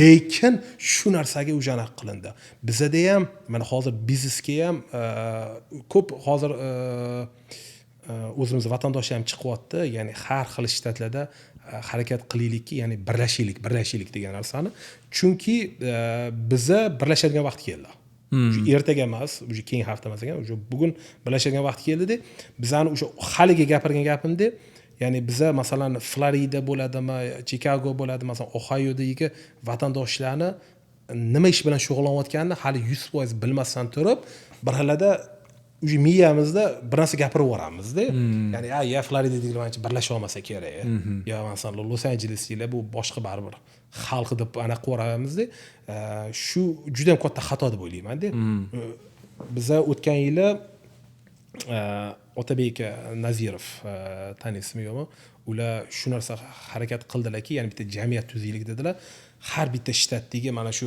biznes egalari birlashib bitta qanaqa proyekt chiqsa yaxshiroq proyekt chiqsa masalan siz bitta proyekt bilan kelasiz yoki mana bular bitta proyekt bilan keladilar bo'ldi masalan bu proyektga masalan 500 mingdan tashlash kerak va mana shu proyektni o'xshatishga aniqlandi bo'ldi qancha bo'ladi 5 kishi bo'ladimi 5 kishi bo'ldi 2,5 million ekan demak 500 mingdan tashlaymiz shu proyektni qilaylik deyishdi mana shu narsani hozir sal pauza bo'lib qoldi men aytyapmanki ya'ni dava aniq qo'ydik deb chunki Filadelfiyada bu narsani biz boshladik xudo xohlasa ya'ni davom bo'lsin ya'ni to'xtab qolmasin deb yotyapman chunki bu narsani qilmasak bo'lmaydigan bo'lib qoldi chunki hozir konkurensiya ko'paygan sari biza hamma tomondan aniq qilamiz yana bizani bitta plyus tarafimiz bor ya'ni tirishqoqlik lekin bizani o'zbekistonlik mali tirishqoqlik ya'ni mana aytib beraman ya'ni mehnatkashlikda biz eng mehnatkash xalq emasmizda haligi o'zimni misol qilib keltiraman hozir chunki masalan Meksika aholisini bilasiz mana Meksikaliklar ishlatishadi anaqa qilishadi ularni ishlashi bilan hali bizani ishlashimiz solishtirsa bu bo'lmaydi biz ulardagi mehnatkash emasmiz lekin tirishqoqlikda biz tirishqoqlik normal tirishqoq xalq emasmiz shuning uchun ham haligi juda ko'p shu narsani eshitib qolamanki hali O'zbekistonda nemis xalqi aqlli yo o'ris xalqi bizada aqlli deb qolsa siz hali 35 million odamni kamsitib yuborasiz mandan aqlli desangiz bu to'g'riroq gap bo'ladida lekin masalan 35 million odam bunaqa yerga urib tashlamang chunki 35 million odamni har bittasi bilan siz gaplashib chiqmagansiz, har bittasini miyasigacha kirib chiqmagansiz. Shu uchun ham bizani xalqi mana hozir ko'rib o'tirmiz, ya'ni bizanikilar o'zi 2010-yil ko'p kelish boshlandi-da. Biz 2004da kelgan bo'lsak, u payt hali O'zbekistonga ko'p kelmasdi. Shu 2010dan 2015gacha massiv kelish boshlandi-da. Mana hozir qarasangiz, masalan, katta trak parkingga borsangiz yoki mana Amazonning bir xil joylarida verxasiga borsangiz, o'zbek tilida yozib qo'ygan bo'ladi. O'zbek tilida yozib. Ya'ni tasavvur qilingki, ya'ni qanchalik darajada biz trak sohani egallab qo'ydik degan narsa-da. Undan tashqari Toshkentga boring, masalan, kechqurun hali ochiq restoranlar soni qancha bo'lib ketib qoldi. Ya'ni bu narsani hammasini hali ishlatib o'rgan bitta motor bo'lib qoldi-da, bu trak sohasida. Trak sohasini biz shunaqa ushlab oldik-da, shuning orqasidan ketildi-da. Masalan, trak kompaniyalar bor, masalan, 500 ta, 700 ta, 1000 ta traki bor. O'zbekistonlarning trak kompaniyalari bor-da. Bu narsa nimani orqasidan erishdi? Tirishqolikdan. Shu bilim bo'lgan ularda, tirishqolik bo'lgan, shuning orqasidan ketib borildi-da. Juda ham sabrli o'zbek xalqi. Men sezaman, shu sabr qilib bitta narsani o'sha qiyin bo'lsa, boshidan sabr qilib tashlab olmaydi. Lekin sabrli ham-ku, lekin faqat to'g'ri narsaga ham, masalan, hozir bizda bitta minus deb o'ylayman, faqat trakka kirib qolganmiz-da. Trakka kiryapmiz-da, bu boshqa biznesga chiqib ketmayapti. Kim bo'lsa trakka kiryapti-da.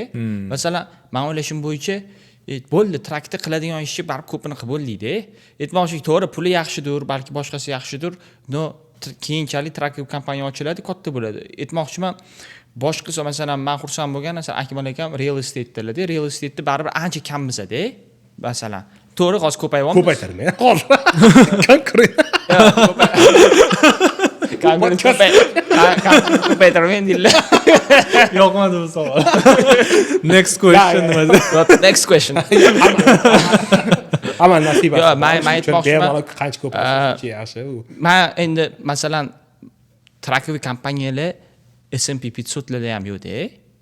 Unaqa ko'pi. Men aytmoqchiman, men qanaqa bizdan ham Elon Musk'dagi odamlar chiqsa, to'g'ri, u narsaga men hozir shoshilib ketyapman, по-любому. Men endi просто xohlayapman, shunaqa bo'lsin bizda ham deb, bizani kelgan o'zbek xalqlaridan, masalan, o'zbekistonlik xalqidan, umuman Sredniy Aziya deylik, mayli, полностью Sredniy Aziyadan shunday kuchayib ketsa, masalan, nafaqat faqat trak bo'lsin yoki boshqa biznes bo'lsin, o'sha narsaga Akmal akam просто dunyo qarash, qanaqa fikrlarini bildim, zanchi tushundim, что vaqt. Hamma narsa vaqt. Lekin masalan, biza yana nimaga hozirgi vaqtga kelib bizanikilar turtki bo'lyapti-da, har xil tarafga chiqishga, chunki qancha odamlar trakdan tushib, masalan, restoran sohasiga o'tganlar bo'ldi. O'tgan yili bizda даже halik food trucklar olib, food trucklarni ijaraga ham berdik-da. Ya'ni kimga agar xohlasa, anaqa shuni olinglar deb ham ishlatib, biz faqatgina o'sha arendadan foyda qildik. Ular nima qilsa qilib boradi. Xohlasa somsa sotdi, xohlasa ichiga pizza qilib sotishdi. Filadelfiyani o'zida sotishyapti shu food trucklar. Ya, Nyu-Jersey bilan Pensilvaniyada bo'ldi. Keyin bir ikkita mijozlar chiqdi, Chikagoga ham jo'natasizmi deyishdi. Endi biz kontrol qila olmasdik. U uzoqni degan. Shu uchun anaqa qilmadim. Lekin nima bo'lgan narsasiki, bizanikilar trakdan oldin nima ish qilganimiz degan savol bo'ladi-da. Ya'ni chunki biz kelgan paytimizda magazin tozalash edi. Magazin tozalash populyarlik bo'ldi, keyin pizza tashish bo'ldi, pizza delivery bo'ldi. U payt hali Uberlar yo'q edi, Uber liftlar yo'q payt edi. Keyin o'zimiz ham magazin tozalaganmiz. O'zim ham magazin tozalaganman. Shunda ham populyar ish bo'lardi o'zbeklar orasida. Pizza ham zo'r edi, lekin pizzada ham adashmasam, chunki pizza ham tashiganmiz, kuniga 80 bilan 120 atrofida topilganda, bunaqa katta summa topilmaganda. Lekin 10 soat, 12 soat ishlagan. Undan keyin juda qildi. Bu ancha oldin vaqtlarni aytyapsiz. Endi o'sha 2008-2009 biz masalan magazin tozalagan vaqtimiz 2004da kelganmiz, o'sha paytda boshlangan. U ham turtki bo'lgan menga. Chunki to'g'risini aytib beraman, maktabda unaqa yaxshi o'qimaganman. O'qituvchilarimiz aytardiki, men opam bilan bitta sinfda o'qirdim-da, shu haligacha achinaman shu odamlarga birga sinf qo'yib qo'yishganligini, chunki opamlar kelib dars qilib o'tirardilar-da. Men endi uyda televizor ko'rib o'tirsam, bu bitta sinfda o'qiydi deydilar. Bu faqat dars qiladi, bu faqat televizor ko'radi. Men yolg'on gapira olmasdim-da. Keyin ya darsim qilib bo'ldim desam, keyin o'sha odamlar urush boshlardilar-da. Qanaqa dars qilib? Opang hali ham qilib o'tirib dedi. Keyin opalardan endi ko'chira olmayman. Ayniqsa Amerikada ko'chirgan bilib qoladi. Yana biz endi opa-ko'y bo'lganimiz uchun birinchi bo'lib ularnikini qarashardi. Endi bilishardi, men ko'chirib olganim, mana qilib. Keyin baholar unaqa yaxshi bo'lmagan, xulqim ham yaxshi emas edi, ochchasiga aytaman, u anaqa. To'polonchi bo'lganmisiz? Da, chunki men bizada bilasiz, bu yerda haligi GPA ga qarashadi. GPA da 300 shu 400 ga yaqin o'quvchi edi. Shu 400 emas edi bizning sinfimizda. Bizlar sinfda deganda bilasizki, o'sha bitiradigan yil hisoblanadi-da bular. Hamma sinf qo'shadi. A, B, C hammasini qo'shadi. Shu primерно shu 380 tami, 390 ta bola edik. Shu men shu 370-o'rindaman. Shunday, shu oxiridan shu 10 ta yoradi. Opamlar endi opamlar ja unaqa yaxshi o'qimaganlar-yu, lekin ular baribir uni elitaga kirgandilar-da unda. Hozir keyin yaxshi o'qigan ekanlar. Yo'q, opamlar ancha yaxshi o'qiganlar. Hozir videoni ko'raman. Sizlarga elitaga kirgan odamni 5 barobar yaxshi o'qigan ekanlar. Yo, men yozgi maktabga borardim. Chunki men haligi yiqilganingizdan keyin yozgi maktabda o'qiysizda bu yerda. Men yozgi maktabga borganman. O'shanda o'qituvchilarimiz aytadiki, ya'ni senda kalla bor, ilg'ab olish bor, lekin sen erinchi olsan derdi. Men ko'pchilik shu erinchi olsan degandan keyin uni ustiga yana aytaman, uyga kelib mana bunaqa opamlar sotib berishlari yomon edi. Ular to'xtamasan dars qilib boradilar. Atamga sal uysi bor. Hozircha dam oling. Kelishib ish qilaylik. Men o'zlariga aytardim, keyin ular yomon chesinadilar-da. Ko'chirtishgan, bermasizlar anaqa qilib, keyin men ko'rayotgan bo'lsangiz mana bilib oling-da. Lekin yaxshi ish qilmagan ekansiz. Keyin nima bo'lganini aytib beraman. Men kechqurun magazin tozalayotgan paytda, endi men kechqurun magazin tozalashga chiqardim odamlar bilan. Bir kun uxlab qoldim-da. Endi o'zi ko'pincha uxlab qolardim. Hali ularni ishlab yuribdilar-da, men kafeteriyaga kirib endi bekin uxlab o'tirardim-da u yerda. Uxlab o'tirganda o'sha kechasi ishlayotgan stokerlar bo'ladi, anaqa mana sutli mahsulotlarni qo'yib qo'yadigan. Taxlab qo'yib qo'yadigan odamlar bittasi endi oldimga kelib qoldi. Endi o'sha obedlanyapti. Endi ularniki kechqurungi obedlanish endi. Yeyotganda aytdiki, uxlayapsanmi deb, adangga yordam bermaysanmi? Men charchadim dedim. Bilmadim dedim, men charchadim dedim. To'g'risi dedim. Chunki men bunaqaga o'rganmaganman dedim. Men dedim, biza 10dan kechasi 10dan shu soat 1:30 gacha ishlardik. Magazin unaqa katta emas edi. Shu 1:30 gacha ishlab keyin ketardik-da. Keyin o'tdiki, nimasi senga yoqmaydi deyapti. Eng zo'r ish-ku deyapti-da. Kechqurun deyapti, haligi mazagu deyapti-da. Men bo'lganda deyapti, men maktabni ham to'xtatib deyapti, onlayn skulga o'tib, mana shu narsani qilgan dedi. Shu hujja xursand bo'lganini ko'rgandan keyin qarab turmadi. Men bunaqa ish qildim. Shuna turdim, keyin qaytayotganda dedim, "Adodim, boshqa men chiqmayman siz bilan" dedim. Zamki endi u paytda barib berardilar, pullarni qilmadim, yedim. Hech narsa kerak emas dedim. O'qimasam bo'lmas ekan dedim. Bu 10-sinfda edi. 10-sinfda men yozgi maktabda o'qidim. 11-sinfda shu 380-o'rin bo'lgan bo'lsam, 10 talikka kirganman. 11-sinfda. 11-sinfda shu bo'lgan bo'lsam, shu yo 7 bo'lganman, yo 6 bo'lganman. Baribir 5 talikka kira olmaganman. Lekin baribir menga uni bizda qizil diplom deyshadimi, haligi uni yaxshi o'qiganlarga qizil diplom berishmagan. Chunki xulqim bari yomon edi. Xulq yomon bo'lsa ham bermas ekan. 12-sinfda men 5 talikka kirganman o'sha. 12-sinfda o'sha meni GPA'm bashi baland bo'lgan, o'qishga o'sha normal fokus qilganman, chunki o'qisam haligi yaxshi oylik olar ekanman, keyin menga kechqurun uxlagim kelgan. To'g'risini aytib beraman. Hali men xayolimda o'ylaganmanki, agar o'qimasam hozir kechqurun ishlar ekanman, men bir umr ishlamayman. Aniq menda unaqa fiziki hali anaqa kuchi yo'q bunaqa. deb shu bilan keyin o'qishga berilib ketib qolganman deb. Lekin o'zi savol bilmadim, boshlansa edi men. Umuman o'zgartirib yubordim savolimni. O'zi savol ham sal shunaqa narsaga keluvdi. Magazin tozalash o'zi bizneslik o'tdik-da biz. Umuman o'zbeklarning ko'tarilishi, o'sha narsani hammamiz xolimizda tilab qolamiz. O'zimiz ham masalan aytmoqchiman, bizning ota-bobolarimiz har doim O'zbekiston uchun xizmat qilib kelgan. Yunus dodam, Hasan dodam, otam, hamma aytmoqchiman oilamiz baribir ham o'sha keyingi etapga o'tib, bizning maqsadimiz baribir bizda ham kompaniyalar chiqsin, S&P 500 ga, US 100 larga kiradigan, Nasdaq larga kiradigan, shunaqa katta kompaniyalar chiqsin degan maqsadda o'sha nafaqat o'zbek xalqini O'zbekistonda, balki milliyligimizni, umuman qanaqa xalqligimizni, qanaqa ota-bobolarimiz qanaqa kuchli bizning ham insonligini ko'rsata olamiz deb biz ham xudo xolasa degan maqsadda o'qib shu yerda baribir bilim olyapmiz hozir. Bu podkastda ham baribir ham ko'p do'stlarimiz qiziqadi-da. tam qalay hayot qanaqa deb savol berib turishadi. Endi bu yerda vaqt kam uni javob berib har bittasiga javob berib chiqish uchun, lekin podkast qilsak chunki o'zimiz yig'ib bitta qilib kichkinaligimizda bo'lmasdi-da. Men biznesda mana Westminsterda o'qiganman, undan oldin maktabda o'qib yurganman, qiziqardim. Biznes shkolalar bo'lsa edi, borsa edi deb bo'lmasdi O'zbekistonda, shu даже YouTube'da videolar bo'lmasdi, o'zbek tilida gaplashish qiyin edi-da, qanaqadir. Keyin baraka topishsin shu Hasan akam, Husan akam ustozlarimiz Mamba Saidovlar N-faktorni chiqarishdi. O'shandan keyin уже bu anaqa ham rivojlanib ketib qoldi-da. Aytmoqchiman, baribir Amerikaga borib o'qishga borishni ham o'ylaydi, u yerda hayot qanaqa, u yerda yurtdoshlarimiz qanaqa. Endi unaqa podkastlar ko'payib ketdi-ku, bizaniki ham baribir boshqalardan qanaqadir farqli joyi bo'ladi по-любому, chunki hamma odam har xil. To'g'ri. Shunga ularga ham vaqti bo'sh bo'lib qolganda, o'shani ham bekorga reels ko'ribmasdi. Qanaqadir manfaatli nimadir olishsin degan niyat qiluvdik. Endi masalan hozir o'zbek bozori baribir shu real estate bo'yicha qarasak, baribir shaharda joylar kamayib qoldi deyshadi. Keyin ozgina kengayapti deyshadi. Lekin hozir shunaqa darajada ekonomika yaxshi bo'lyapti deyapti-ki, Xitoy ham mana kirib kelyapti. Investorlar juda ham har xil, biza novostlar ham ko'ryapmiz, Xitoy haqida ko'payib ketdi, bular olyapti bizani O'zbekistonimizni egallayapti degan narsalar bo'lyapti. Lekin bu yerda Amerikada Manhattanga chiqsangiz, Xitoyliklar ham bor, o'zbeklar ham bor, afrikanchilar ham bor, yevropeychilar ham bor. Lekin hammaga non yetyapti, hamma bo'lyapti. Oldinga ham ketaveryapti, nabrot shunaqa bo'lganiga ham deb o'ylayman.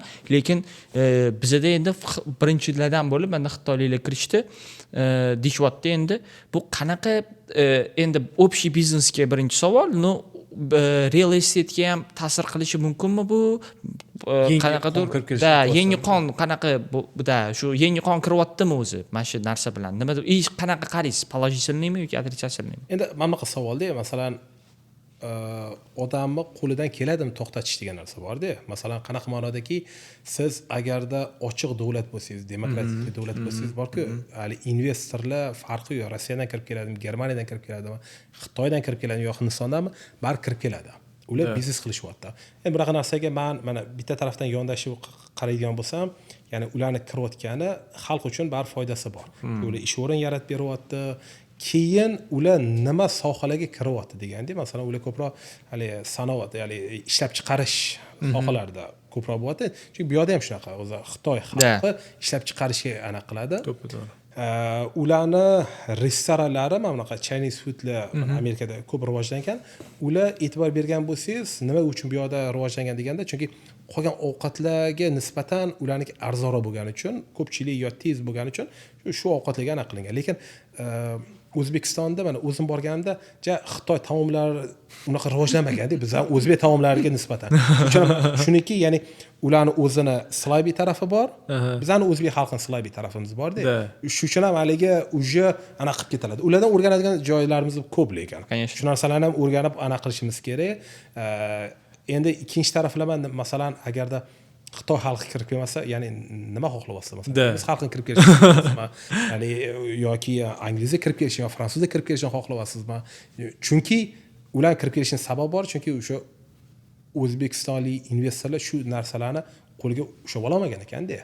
Shu narsani o'zimizda ayb ekan-da, ya'ni o'zimizni hali ochib berganimiz bo'lyapti-da bu narsada. Lekin masalan, uzr gapingizni bo'ldim. Boshqa davlatlarni ham anaqa masalan Dubayga qaradi. Dubai ko'tarib ketishgandan birinchi baribir ko'p chet ellik investorlar kirib kelganligi uchun shundan ko'tarib ketdi deb o'ylayman. Bu men uchun biza qaysidir ma'noda xursand ham bo'lishimiz kerak. Shu xitoyliklar, turklar qiziqib O'zbekistonga kiryapti. Значит, ularga qiziq biznes pul ishlaydigan joy. Bu men uchun O'zbekiston uchun bu ham ko'tarilyapti degan. Bu degani ko'tarilyapti. Keyin yana bitta narsani tushunishimiz kerakki, ya'ni Xitoy davlatini o'zi Amerikada ko'tarib bergan, chunki Amerikadagi bizneslar Xitoyga ko'chib borgandan keyin, chunki ish narxi arzon bo'lgani uchun ham, Amerikaga arzonroq ishchilar topishgani uchun ham Amerikaga u yoqqa borgan. Masalan, iPhone ham chiqadi, bilasiz. Nike, Xitoyda juda ham ko'p, hammasi chiqqanda.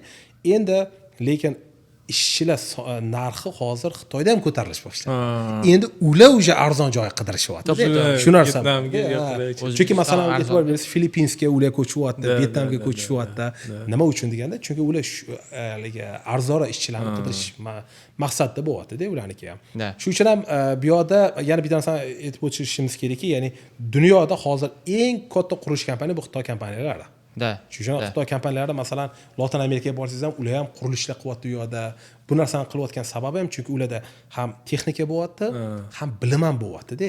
Endi agarda siz masalan har xil millatlar, har xil xalqlar kelayotgandan qo'rqqandan ko'ra, undan ko'ra bilimga biz bosilgan bo'lsak, biz o'sha o'zida o'sha biz oldiga yugurib ketib qolamiz. Ancha to'g'ri, bar bilimda. Lekin hozir ko'z tegmasin, men har tomonlama bilimga juda ham yaxshi e'tibor berilyapti deb o'ylayman. Chunki oldin institutga kirishim kerak, o'qimayotgan studentlar ko'p edi-da. Men Westminsterga kirgan paytim, даже nechinchi yil bo'lyapti? 2018-yil kirganman, litseyda o'qiyotgan paytim. U вообще edi-da. Voy, institutga kiribdi degan. Hozir bo'lsa oddiy holda, hamma institutga kirganda, o'sha hamma o'qiyapti. Bu yerda ham men shu narsani hali aytdik, o'zi beri qanaqa ko'tarilishi, ko'p o'sha bu yerga o'sha kelib vatandoshlarimizni ko'proq shu bolasini menimcha magistratura anaqalarga institutga kirgizib o'qitsa, menimcha dalsha keyin yurvillarga chiqish osonroq bo'ladi deb o'ylayman. Lekin men o'zim student sifatidagi fikrim. Hozir zo'r moment bo'lib qoldi-da, mana qarang-da. Pashta hozir trak sohasi bo'lganlar уже qancha bo'ldi? 2 yil, 3 yildan beri qiynalib qolishdi-da ular. Ular qiynalib qolgandan keyin hozir endi уже bolalar mana farzandi yosh katta bo'lganlar bor-ku, уже bunday ko'ryapti-da, to'xtab turibdi. Bu точно bu kelajak emas ekan. Уже ko'rdik. Qiyinchiligini ko'rishdi ular. Qiyinchilikni ko'rib qolgandan keyin ana qilishyapti-da. Barib chiqish kerak. Chunki farzandlar bor, keyingi avlodchi. Keyingi avlod otasini qiynalganini xohlamaydi-da. Otasi qiynalganini o'tsin deydi. Aytadiki, ya'ni otam qiynalyapti, lekin men bu yo'l bilan borgim kelmayapti. Kecha gaplashib o'tirdik shu narsani-da. Men balki milliarder bo'lib ketsam, balki o'g'limni unaqa Amerikaga qo'yib yubormasdim balki dedim. Endi meni otam ham Xudoga shukr ancha normalnilar. Ancha yaxshilar. No, bizga ruxsat beriladi-da. Men boshida ambitsiya bo'lar ekan, Murod akamning gaplari bor-ku, agar men nima bo'lishini bilganimda bu ishni boshlamasdim deydilar-ku. Men ham lekin shunday chiqqandan keyin voобще anaqa bo'lganda, motivatsiyada. Shunday chiqqan, hali ham shunaqa, ko'rib, voy dedim. Bari qadam bosning orqaga yo'li yo'q. Aytadi-ku, shu gapi bor deydi-ku kinoda. Boshqa qaysi? No, короче, esimda yo'q. Esimdan chiqib ketdi. No, короче, shunaqa gap bor. Yo'q, bo'ldi. Bizda bitta narsa bor, mana biznes sohasiga kirganda ko'pchilik aytamanki, ya'ni qo'rquv bo'lmasin deyman-da. Hali bizda aytishadi-ku, ko'z qo'rquv, qo'l botirmi? Teskarimi? Ko'z qo'rqadi, qo'l botir. Ko'z qo'rqoq, qo'l botir. Bo'ldi. Yaxshi. Otabekga ko'rmayman. Yaxshi, biz Otabekga emas. Yo'q, men maqolani eshitganman-ku, lekin men aytaman, yodlab olmaganman-da. Yodlab olmagan. Yaring bilar ekansiz. Shunga lekin men bitta narsa anaqa bilamanki, ya'ni biznes sohasiga kirganda ko'pchilik mana biznesmen deydi-da, lekin davay biz ish qilib ko'ramiz deganda bor-ku, ya'ni shunaqa moment keladiki, siz birdaniga qo'rquv kirib qoladi. Odam ichiga bor-ku, aytadiki, to'xtab turib, unaqa o'xshamay qolsa bo'ladi. Nima bunaqa o'xshamay qolsa nima bo'ladi deyshadi. Shunaqa paytda xuddi mana bunaqa misol qilib keltiraman-da. 19-asrda, 1800-yilda o'zimiz mana shu siz Bruklinda bilasiz. Bruklinda binolar yaqin qurilgan, Manhattan'da yaqin qurilgan binolar bo'lgan ekanda. Messisralar, doktorlar endi u paytda endi ko'pi 5 etajga bo'lgan-ku, 5 etajga, 6 etajga bo'lgan, chunki lift bo'lmagan. Lift bo'lmagani uchun ular agarda patsientni bemor uyiga zinadan pastga tushib, keyingi binoning zinasiga chiqadigan bo'lsa, ko'p vaqt ketgan. Charchab qolishgan ekanda. Shundan keyin ularga zdaniyaga sakrash o'rgatishgan ekan. Ya'ni doktorlarga o'rgatishganda bitta narsani gapirishgan ekan ularga. Agarda yugurib kelasan-ku, oldiga kelib sen to'xtab turib bitta o'ylab ko'ray deydigan bo'lsang, sen hech qachon sakra olmaysan deyishgan. O'ylashing kerak emas. O'sha bildingmi sakra olishingni, yugurib kelib bitta hali momentumda sakra olishing kerak. Mani ustozim shu narsani o'rgatganda, aytganki, agarda Akmal deyapti, bittasan o'ylading deyapti, o'sha mana shu biznesga o'sha bo'ldi yo'nalish bilan ketaversanmi dedi. O'sha yarim yo'lga kelgan to'xtab qolmagan. Yarim yo'lga kelib to'xtatdingmi, bo'ldi o'sha umuman hech qanaqa bu biznesga hali gapingizda 7 kundan ko'p bitta ish o'ylamasa o'tish qilish kerak emas. Bitta savol paydo bo'lib qoldi. Boya aytdingiz, shu biznes boshlayotganda qo'rqmasdan boshlab dalishga ketirish kerak dedingiz. Lekin men o'ylashim bo'yicha bir xilda shunaqa situatsiya bo'ladi. Shu mayli shu qo'rquv bo'lganda biznes dalish ketadi, lekin dalish keturgan bilan ham bir xilda shu biznes shu odamniki bo'lmaydi bir xilda. Shu u odamning ishi emas. Lekin dalishni bosaveradi. Men o'ylaymanki, bir xil momentlarda shunaqa bo'ladiki, o'sha biznesni может быть yig'ishtirib olish ham kerakdir. Chunki bir xil odamlar eplolmasligi mumkin. Endi yo chidashim kerak ekan, qiyinchilik tashlab ketib, o'sha qaysi momentda sezsa bo'ladi shu narsani. Shu dalishga ketish kerakmi yo bu ish meniki emasmi, shu yig'ishtirgan yaxshimi, shu narsani qanaqa momentda sezsa bo'ladi shu narsani. Einstein gapi bilasizku, nima deb gapirgani bor-ku, haligi what is the definition of insanity? Ya'ni ahmoqlikni anaqasi nima deyishadi bizda, hali tarjimasimi yo meaning-da? Meaning. Ma'nosi nima degani? Har kuni bir xil ish qilsangiz, lekin har xil rezultat kutsangiz-da. Xuddi shu. Har kuni bitta har kuni bir xil ish qilsangiz-da, lekin har xil rezultat kutish. Zanjit yoqmayaptimi, boshqacha yo'nalishni qilib ko'rdim. Ya'ni shu fikr kelyapti sizga yo'qmi? Shu fikr kelyaptimi? Ya'ni tasavvur qiling-da. Mana Toshkentda bitta qiziq voqea bo'lib qoldi-da. Uchtepada kvartira bor edi. Uchtepaga birinchi men ko'chib o'tgan paytimda, endi Amerikadan bordim, deb bir payt kelyapman uyga-da, kelsam ko'chada o'chirib turibdi-da, odamlar turishibdi. Keyin endi qiziqish endi oldilariga bordim, sizlar nimaga o'chirib turibsiz desam, somsani chiqishini kutyapmiz ishda. Eng qiziq bo'lgan, yonida somsa sochishyapti.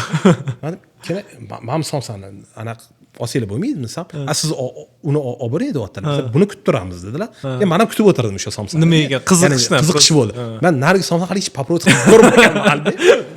O'sha somsani kutdim. Ishonasiz, hali shu kungacha faqat o'sha joydan somsa olaman. Haligi Toshkentga borib qolsam-da, o'shanga men keyin hayron qolganman-da, ya'ni bitta o'ylab ko'ring-da. Agar biz 10 ta somsaxona ochsak-da, ya'ni sizni ham, meni ham hammamiz bitta joydan go'sht olsak, bitta joydan un olsak, bir xil oshpazlar bo'lsa, hammamiz bir xil qilishimiz kerak, to'g'rimi? Laboratoriyada bir xil chiqish kerak. To'g'ri. Lekin hech qachon bunaqa bo'lmaydi biznesda. To'g'ri. Chunki siz masalan ko'chaga yaqinroq bo'lsangiz, sizga ko'proq mijoz keladi. Agar Feruzbekning marketing yaxshiroq bo'lgan bo'lsa, anaqa bo'lishi mumkin. Keyin masalan bular go'shtni kichkinaroq to'g'rasalar yoki masalan men go'sht kamroq solsam, menga o'sha mijoz kamroq kelib qoladi. Ya'ni hamma narsa bu rol o'ynab beradi-da. Biznesda ham shu uchun ham agar siz bir xil narsa qilayotgan bo'lsangiz, lekin har xil rezultat kutayotgan bo'lsangiz, o'sha vaqtda o'sha siz anglab yechishingiz kerak, ya'ni bu biznesga qarab qolish foydasi bormi yoki tinchgina qo'yib yuborish kerakmi degan. O'sha eng katta anaqasi-da. Menimcha juda ham birinchi sonimiz ham juda ham qiziq, yaxshi bo'ldi deb o'ylayman. O'zi har xil temalarga gaplashdik. O'zi oddiy kun ham Akmal akam bilan shunaqa gaplashib o'tiramiz. Keyin aytmoqchiman, ham oddiy gaplashib turib shunisida-da qizig'i. Mana shunisida oddiy suhbatda, formalniy razgovor emas, bemalol. Lekin baribir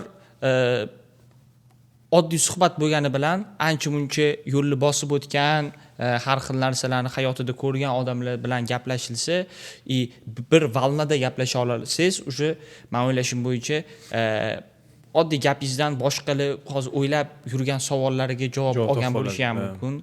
Shunga Akmal aka, sizga kattakon rahmat. Yo'q demasdan, bu yerda vaqt juda ham qadrli narsa. Eng qimmat narsa. Men o'ylashim bo'yicha biz bilan ketkazgan 2 soat vaqtingizga rozi bo'ldingiz. Bizani ko'rayotgan auditoriya ham ketkazgan vaqtingizga rozi bo'linglar. Biz ham bundan keyin harakat qilamiz. Chiroyli podkastlar qilib, shu niyatimiz hammamiznikini bir yurtimizni kerak bo'lsa shu milliyligimizni dunyoga tanitish. Bizning maqsadimiz shu. Sizga ham rahmat. Rahmat chaqirganingizga. Shu aytganimdek, oldingi podkastlarda ham shu narsa gapirilganki, ya'ni biza bitta narsaga lekin faxrlanishimiz kerak. Bizani millatimiz, bizani xalqimizni tirishqoligimizga gap yo'q. To'g'ri. Tirishqoligimizga faxrlanishimiz kerak. Shu tirishqolik orqali biza hali shunaqa narsalarga erishamiz. O'sha vaqtda uje ko'ramiz. Xudo xohlasa hammasi oldiga qarab ketyapti. Biza hali eng katta bizani yutug'imizdan bittasi, ya'ni bir-birimizni tushuna olishimiz katta narsalardan bittasi. Chunki bizada masalan birlashtirib turadigan narsa bizani shu haligi kulturamiz bilan mentalitet tilimiz bo'lgani uchun biz haligi o'zbek tilimizni birinchidan hech qachon esdan chiqarishimiz kerak emas deyman. Ko'pchilikka eng oson tillardan bittasi deyman. Eng oson tillardan. Agarda o'zbek tilini esdan chiqarib yubordik, ayniqsa chunki men o'sha 2012 o'zim esdan chiqarib yuborgan paytimda men o'shanda o'sha so'zlarni o'sha o'rganish boshladim-da. Endi odamlar taraf ular endi faqat adabiyot shu sohada bo'lgani uchun odamlardan ko'p narsani o'rganardim-da. Men mamso'zi ma'nosi nima, mamso'zi ma'nosi degandan keyin kimdan ko'rib chiqib yedim, tushunmadim-da. Bu bizlar rus tiliga nisbatan o'zbek tili juda oson til ekan. Shuning uchun ham o'zbek tilini hech qachon esdan chiqarishimiz kerak emas va yoshlarga ham mana shu hozir Amerika tug'ilayotgan bola ham o'zbek tilini bemalol o'rgana oladi. Shuning uchun ham hali birinchi bo'lib til o'rganadigan tilimiz deyman, ona tilimizni o'rganishimiz kerak deyman. Keyin yomon taraflarimizni juda ko'p eshitamiz. Qayoqqa borib qolsangiz, haligi bizani g'iybatchi deydi, hali ichi qoralik bor, u bor deyishadi. Yaxshilik tarafimizni ko'pchilik gapirmaydi-da. Yaxshilik tarafimiz deganda tirishqoligimiz bor. Mana 2010-yilga kelgan bo'lsak, biz Amerika Qo'shma Shtatlarida 15 yil bo'libdi. Juda ham ko'p o'zbekistonliklarga Amerika Qo'shma Shtatlarida yashayotgan 15 yil bo'lgan bo'lsa, 15 yilda erishgan narsasini bitta ko'rib chiqsangiz, bu narsani bitta O'zbekistonga ko'rsatgan bo'lsangiz, o'shanda bilasizki, ya'ni biza hali Yevropa xalqlaridan, boshqa xalqlardan biza haligi hech qanaqa kam joyimiz yo'q ekan. To'ppa-to'g'ri. Bizada hozir faqatgina erishadigan narsam shu bilimga bosishimiz kerak. Bo'ldi, biz o'shanda hali yana qilib ketamiz. Xudo xolisa. Xudo xolisa. Rahmat chaqirganingiz uchun. Rahmat katta. Salomat bo'ling. Ancha ko'p gapirib bordim, boru.